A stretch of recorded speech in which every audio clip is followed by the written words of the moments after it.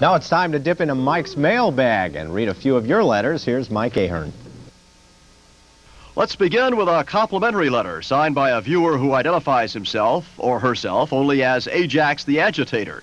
Ajax writes, "Let's give a big token of appreciation to Jim Shella and Mike Androvet. They do an outstanding job. How Jim managed to stand the petty wrangling of our kitty carnival, the legislature, for months without throwing up every day is a mystery. And Mike's warnings and exposés do a real service. Let's give them both a raise and keys to the executive washroom."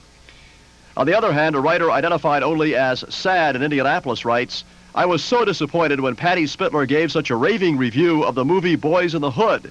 My opinion is that this film should be taken off every movie screen across this nation.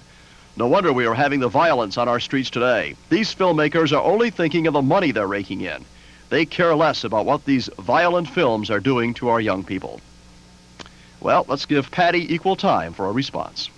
Dear Sad, well, I'm a little sad too after reading your letter. Apparently, you haven't seen the movie. And keep in mind that the violence surrounding Boys in the Hood is far and away caused by those people hanging around outside the theater who also haven't seen the movie, but are only present to cause a scene.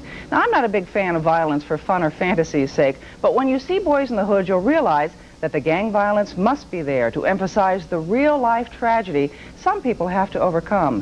And when you see the movie, you'll notice that the hero lays down his gun, does not do drugs, and is not promiscuous. This is an anti-violence, anti-gang movie that helps us understand our world a little better. From understanding comes knowledge, and knowledge gives us power. And power makes change possible. So, see Boys in the Hood for some understanding. Then we'll talk.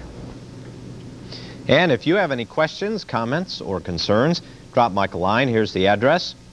Mike's Mailbag, Wish TV, P.O. Box 7088, Indianapolis 46207. Again, please keep your letters brief, and next week Mike will select a few more to read on the air.